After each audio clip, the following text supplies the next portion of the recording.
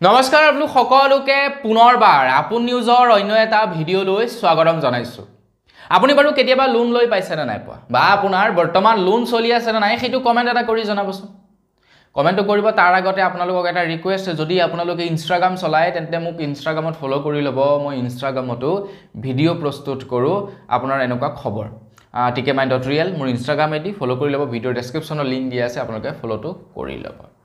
মই প্ৰমোট নকৰোঁ এনে নৰ্মেলি, এতিয়া কৰিবলৈ লৈছোঁ কাৰণ ইনষ্টাগ্ৰামত এতিয়া ভিডিঅ' বনোৱা হৈছে, গতিকে ফলোটো কৰি ল'ব।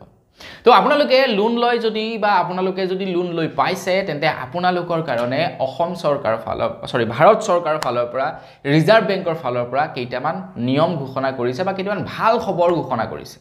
তো সেই ভাল খবৰ কেইটানো কি মই আজি আপোনালোকক তাৰ ওপৰত জনাম। তো মই শ্ৰী প্ৰাঞ্জল গগৈ, আপোনালোকে চাই আছে আপোন নিউজ। আহক আৰম্ভ কৰোঁ আজিৰ ভিডিঅ'। আগাইছোঁ প্ৰথমটো ভাল খবৰ ফালে। প্ৰথমটো ভাল খবৰ দিয়াৰ আগতে লাইক এটা কৰিব, চেনেল যদি ছাবস্ক্ৰাইব কৰা নাই চেনেলটো ছাবস্ক্ৰাইব কৰি ল'ব এনেকুৱা ধৰণৰ খবৰবিলাক নিতু এইটো চেনেলত পাই থাকিবৰ কাৰণে। আগবাঢ়িছোঁ প্ৰথমটো ভাল খবৰৰ কাৰণে। প্ৰথমটো ভাল খবৰ ওলাইছে যিসকলৰ ঘৰত নেকি ল'ৰা ছোৱালীয়ে পঢ়িব বিচাৰে, উচ্চ শিক্ষা ল'ব বিচাৰে, ডক্টৰ হ'ব বিচাৰে, ইঞ্জিনিয়াৰ হ'ব বিচাৰে বা উচ্চ শিক্ষা ল'ব বিচাৰে, তো তেওঁলোকৰ কাৰণে এটা ভাল খবৰ ওলাইছে। এতিয়া তেওঁলোকে বিদ্যালক্ষ্মী আঁচনিৰ অধীনত লোন লাভ কৰিব পাৰে। ৰেট অফ ইণ্টাৰেষ্ট যিমান হ'ব তাৰ পৰা 3% তাৰ পৰা ছাবচিডি লাভ কৰিব।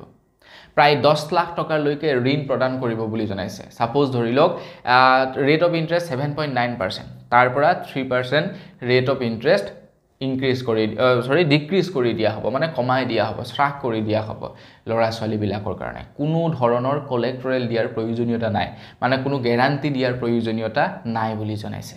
গতিকে আপোনালোকৰ ঘৰৰ ল'ৰা ছোৱালীয়ে যদি উচ্চ শিক্ষা ল'ব বিচাৰে 10 লাখ টকালৈকে আপোনালোকক ঋণ প্ৰদান কৰা হ'ব, গৈ ঋণ ল'বগে পাৰে। আগবাঢ়িছোঁ ইয়াৰ পাছৰটো ভাল খবৰৰ ফালে। ইয়াৰ পাছৰ ভাল খবৰটো ওলাইছে ডাকঘৰৰ পৰা। ডাকঘৰেও বোলে এতিয়া ঋণ দিব, হেনো লোন দিব বোলে এতিয়া ডাকঘৰে। হোম লোন আৰু পাৰ্চনেল লোন। হোম লোন আৰু পাৰ্চনেল লোন দুয়োটা লোনেই প্ৰদান কৰিব এতিয়া ডাকঘৰে, যিসকল লোকৰ নেকি ডাকঘৰত একাউণ্ট থাকিব। আপোনাৰ বাৰু ডাকঘৰত একাউণ্ট আছে নে নাই? তো কমেণ্ট এটা কৰি জনাব। যদি ডাকঘৰত একাউণ্ট আছে, এতিয়া ডাকঘৰেও লোন দিয়াৰ ব্যৱস্থা কৰি দিছে। ডাকঘৰে কিন্তু লোন নিদিয়ে আকৌ। ডাকঘৰে লোন দিয়ে কি ছিষ্টেমত? আপুনি যদি ডাকঘৰত পইচা জমা কৰিছে সেই পইচাৰ পৰা কিছু শতাংশ আপোনালোকক লোন হিচাপে দিয়ে। কিন্তু এতিয়া ডাকঘৰে কৈছে যে ডাকঘৰেও লোন হেনো প্ৰদান কৰিব। তো আপোনালোকৰ যদি লোন ল'বলৈ ইচ্ছা আছে ডাকঘৰৰ পৰা তেন্তে ল'বগৈ পাৰে ডাকঘৰৰ পৰা ঋণ। আগবাঢ়িছোঁ ইয়াৰ পাছৰটো খবৰ ফালে। ইয়াৰ পাছৰ খবৰটো ওলাইছে লোন এপ্লিকেশ্যনবিলাকৰ ওপৰত। আজিকালি এনেকুৱা কিছুমান লোন এপ্লিকেশ্যন আছে যিবিলাক লোন এপ্লিকেশ্যনে ধাৰাসাৰ লোন বিলাই দিয়ে। ল চিভিল কিমান বোলে 300, লৈ ল, লোনহে লাগে তোক, ল না, কিমান লাগে পইচা। এনেকুৱা কিছুমান কোম্পানী আছে বৰ্তমান সময়ত লোন দিবৰ কাৰণে আপোনালোকক মুঠতে হেতা ওপৰা লগাইছে। আপোনালোকে লোন ল'লে সেই এপ্লিকেশ্যনবিলাকৰ পৰা, লোনবিলাক আপোনালোকে সময়মতে পৰিশোধ কৰিলে, তাৰ পাছত লাগি যায় জেংটো। তাৰ পাছত কি কৰে তেওঁলোকে? আপোনালোকৰ লোনটো ক্ল'জ নকৰে, লোনটো দেখুৱাই থাকে, আপোনালোকক পইচা ব্লেকমেইল কৰে। সেইবিলাক চাইনিজ এপছ। এতিয়া ভাৰত চৰকাৰৰ ফালৰ পৰা জনাইছে, ৰিজাৰ্ভ বেংকৰ ফালৰ পৰা জনাইছে যে সেই এপ্লিকেশ্যনবিলাক এতিয়া বেন কৰিব বুলি জনাইছে। যিবিলাক এপ্লিকেশ্যনে নেকি ৰিজাৰ্ভ বেংকৰ উইদাউট পাৰ্মিশ্যনত লোন দিব সেইবিলাকৰ ওপৰত 1 কোটি টকাৰ জৰিমনা আৰু 10 বছৰলৈকে তেওঁলোকক জেল দিব বুলি কৈছে। যিবিলাকে নেকি উইদাউট পাৰ্মিশ্যনত লোন দিব, যিবিলাক লোন এপ্লিকেশ্যনে। তো এতিয়া মানে আমাৰ ৰিজাৰ্ভ বেংক পুৰা হেৰি হৈছে, মজবুত হৈছে। আগবাঢ়িছোঁ ইয়াৰ পাছৰটো ভাল খবৰ ফালে। ইয়াৰ পাছৰ ভাল খবৰটো ওলাইছে মুঠতে চবৰ কাৰণে আৰু, ফাইনেন্সবিলাকৰ কাৰণেই হওক বা বেংকৰ কাৰণেই হওক বা লোন এপ্লিকেশ্যনবিলাকৰ কাৰণেই হওক, য'ৰ কাৰণেই নহওক সকলোৰে কাৰণে। বৰ্তমান সময়ত এনেকুৱা কিছুমান কোম্পানী আছে যিবিলাক কোম্পানীয়ে কি কৰে বা যিবিলাক বেংকে কি কৰে, কোনো এজন লোন ডিফল্টাৰৰ ফটো পাব্লিক কৰে। কিছুমান এপছ বিশেষকৈ আছে, এপছবিলাকে কি কৰে, প্ৰথমে আপোনাৰ লোন দিব, লোন দিওঁতে আপোনাৰ মোবাইলৰ এক্সেছ লৈ ল'ব তেওঁলোকে। আপোনাৰ মোবাইলৰ পৰা আপোনাৰ ফটোবিলাক উলিয়াব, তেওঁলোকে আপোনাৰ কণ্টেক্ট লিষ্টলৈ শ্বেয়াৰ কৰি দিব যে এইজন এজন লোন ডিফল্টাৰ, এইজনে লোন আমাক পৰিশোধ কৰা নাই। এতিয়াৰে পৰা যদি তেনেকুৱা ধৰণৰ কৰে কোনো এটা বেংকে, তো তেওঁলোকটো ছেটআপ ইণ্ডিয়া লিমিটেড, তেওঁলোকৰ কোম্পানী বন্ধ হ'ব, তেওঁলোকক এৰেষ্ট কৰিব, তেওঁলোকক জেললৈ নিব। এতিয়াৰে পৰা কোনো বেংক, কোনো ফাইনেন্স, কোনো এপছে তেওঁলোকৰ কোনো লোন ডিফল্টাৰৰ ফটো পাব্লিক কৰিব নোৱাৰিব। এতিয়া লোন ডিফল্টাৰ কোনসকল?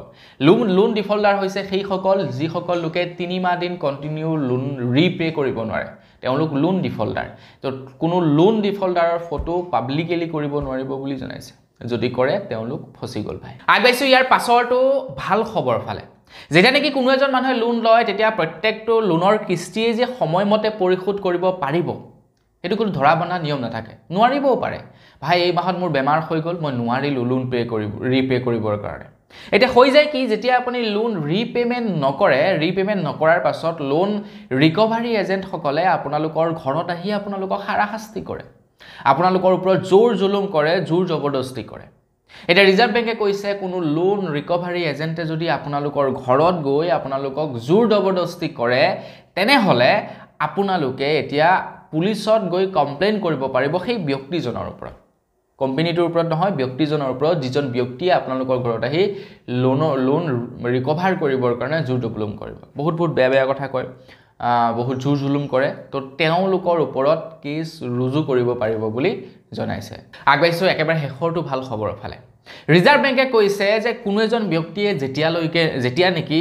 লোনৰ ৰিপেমেণ্ট নকৰে তেখেতৰ কিবা এটা নহয় কিবা এটা নিৰ্দিষ্ট কাৰণ থাকে হয়তো তেখেতৰ উপাৰ্জন কমি গৈছে হয়তো তেখেতে বিজনেছত লছ খাইছে নতুবা তেখেতৰ বেমাৰ আজাৰ হৈছে কিবা নহয় কিবা এটা তেখেতৰ প্ৰব্লেম হয় এতিয়া যেতিয়া নেকি কোনো এজন ব্যক্তিয়ে 3 মাহ কন্টিনিউ ৰিপেমেণ্ট কৰিব নোৱাৰে তেতিয়া তেখেতলৈ কি হয় যিটো কোম্পানীৰ পৰা লোন লৈছে তেখেতৰ পৰা এখন নোটিছ পঠাব লাগে যে আপুনি যদি লোন ৰিপেমেণ্ট নকৰে তেন্তে আমি আপোনাৰ ওপৰত মানে কেছ কৰিম সাপোজ যেনিবা সেই নোটিছখনৰ উত্তৰত ব্যক্তিজনে ক'লে যে মোৰ এইটো প্ৰব্লেম হৈ আছে তো তাৰ কাৰণে মই লোন ৰিপেমেণ্ট কৰিব পৰা নাই মোৰ প্ৰব্লেম হৈছে মই এইটো সমস্যাত ভুগিছোঁ তো সেই সমস্যাটোৰ পৰা যেনিবা উলাব পৰাই নাই মানুহজনে তাৰ পাছতো লোন যেটো কোম্পানীৰ পৰা লৈছিলে সেই কোম্পানীটোৱে তেখেতৰলৈ নোটিছ পঠাইছে তেখেতক হাৰাশাস্তি কৰিছে তেনে ক্ষেত্ৰতো বোলে কেছ কৰিব পাৰিব বুলি জনাইছে বা সেই কোম্পানীটোৱে পেনাল্টি ভৰিব লাগিব বা সেই কোম্পানীটোৱে এই লোন গুটি যিমানখিনি